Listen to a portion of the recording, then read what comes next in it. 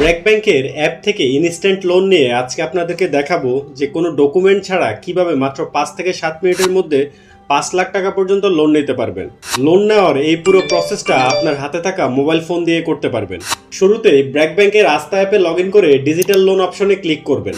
তাহলে আপনাকে রিডিরেক্ট করে ব্র্যাক ব্যাংকের সুবিধা অ্যাপে নিয়ে যাবে, অথবা আপনি প্লে স্টোর বা অ্যাপ স্টোর থেকে বিবিএল সুবিধা এই অ্যাপটি ডাউনলোড করে লগ ইন করে নিতে পারেন। সুবিধা অ্যাপে লগ ইন করার পরে প্রথমে আপনি এরকম একটা ইন্টারফেস দেখতে পাবেন।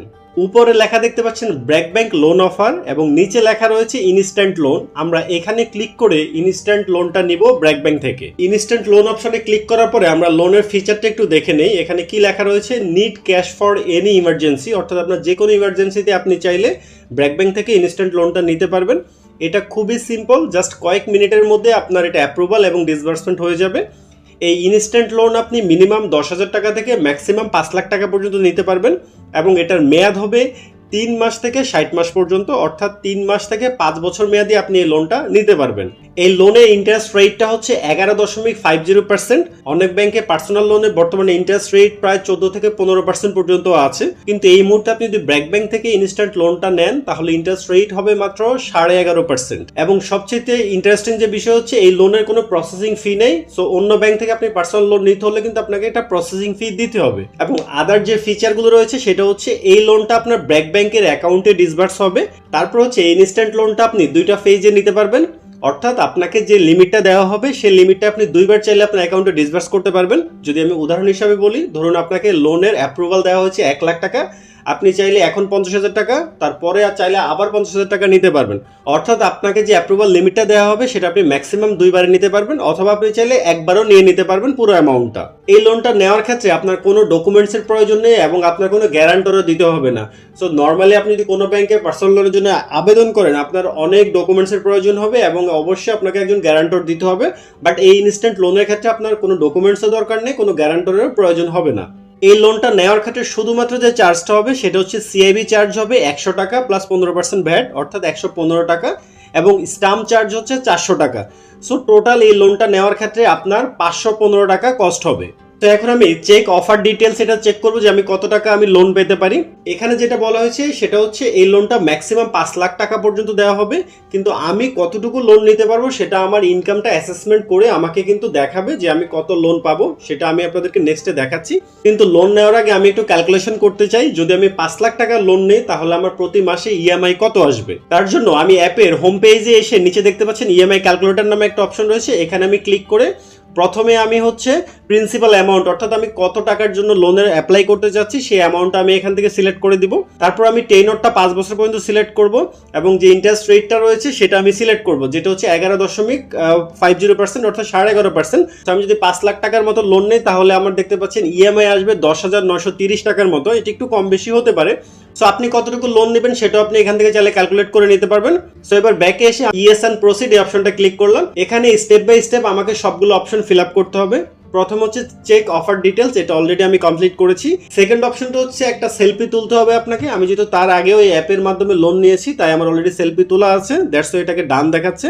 তারপর হচ্ছে এনআইডি ভেরিফিকেশন, এটা অটোমেটিকই হবে। আপনি যখন ব্র্যাক ব্যাংকে অ্যাকাউন্ট ওপেন করবেন আপনার অবশ্যই তখন এনআইডি ভেরিফাই করে আপনার অ্যাকাউন্ট ওপেন করা হবে, সো এটা প্রয়োজন হবে না। তারপরে নেক্সট যে অপশনটা সেটা হচ্ছে আপনাকে টার্মস অ্যান্ড কন্ডিশনটা অ্যাকসেপ্ট করতে হবে।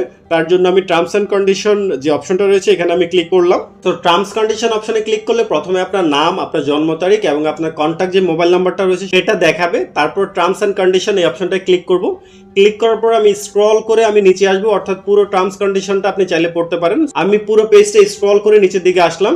তারপর আই এগ্রি টার্মস অ্যান্ড কন্ডিশনে ক্লিক করে আমি এটা সাবমিট করলাম। দেখতে পাচ্ছেন your loan application has been submitted. এবার আমি যদি এটা রিফ্রেশ করি তাহলে আমি এই 5 লাখের মধ্যে এই মুহূর্তে আমি কতটুকু লোন নিতে পারবো সেটা আমাকে দেখাবে। সো আমাকে পেজটা রিফ্রেশ করার কথা বলা হচ্ছে। পেজটা রিফ্রেশ করার পর আমার টার্মস কন্ডিশন যেটা সেটাও টিক হয়ে গেল, তারপরে অ্যাসেসমেন্ট স্ট্যাটাস সেটাও টিক হয়ে গেল এবং লোন স্ট্যাটাস সেটাও আমার অ্যাপ্রুভ দেখাচ্ছে।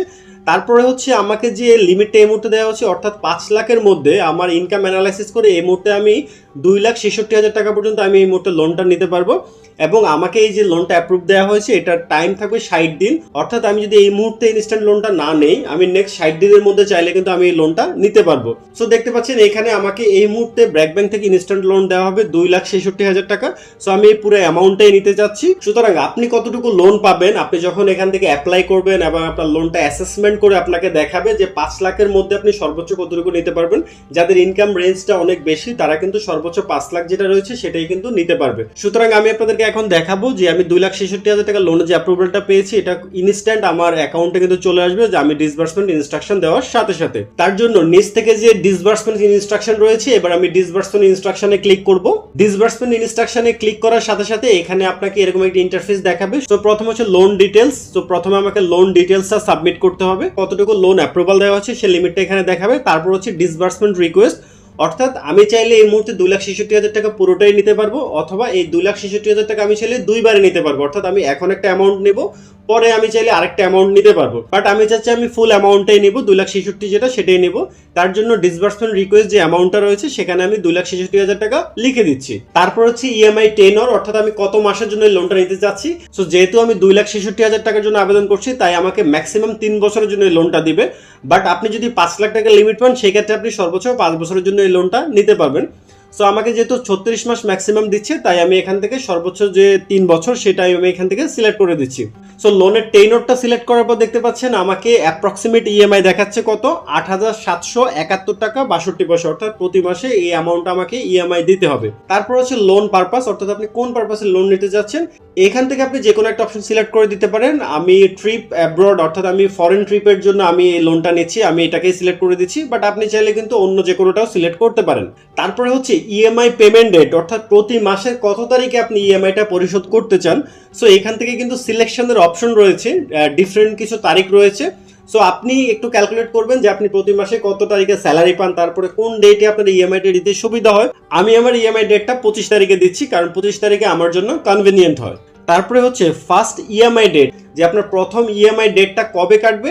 দুইটা ডেট দেখাচ্ছে 25 তারিখে। আমি চাইলে যে নেক্সট যে মার্চের 25 তারিখ রয়েছে এই 25 তারিখে আমি ইএমআই পরিশোধ করতে পারি, অথবা আমি চাইলে আরও 1 মাসও বাড়িয়ে, অর্থাৎ এপ্রিলের 25 তারিখ থেকে আমার ইএমআইটা স্টার্ট হবে। আপনি চাইলে কিন্তু এরকম টাইম বাড়িয়েও নিতে পারেন। সো আমি মার্চের 25 তারিখ যেটা আমি সেটাই সিলেক্ট করছি, অর্থাৎ 25 তারিখ থেকে আমার ইএমআইটা স্টার্ট হবে। তারপর হচ্ছে অ্যাপ্লিকেবল চার্জ, অর্থাৎ এই লোনের জন্য কি কি ধরনের চার্জ আছে সেটা আপনাকে কিন্তু নিচে আরেকবার দেখাচ্ছে। আপনার এই লোনে কিন্তু কোনো প্রসেসিং ফি নেই। সো আমি টার্মস অ্যান্ড কন্ডিশনটা এগ্রি করে আমি সাবমিট করলাম। সো সাবমিট করার পর আমাকে একটা কনফার্মেশন দেখাচ্ছে যে payment demand generated successfully. So আমি এটাকে ওকে প্রেস করছি। এটা কি জিনিস আমি একটু পরে আপনাদেরকে বলে দিচ্ছি। এটা হচ্ছে এখন এখানে অটোমেটিক আপনার জন্য একটা ডকুমেন্টস জেনারেট হবে। সো লোনের যে ইনফরমেশনগুলো আপনি এতক্ষণ ফিল আপ করেছেন এটা একটা ডকুমেন্টস আকারে এখন এখানে জেনারেট হবে। সো এটাকে আমি কি করব, এখান থেকে যে ডাউনলোড অপশনটা রয়েছে এখান থেকে আমি এটাকে ডাউনলোড করে নিব।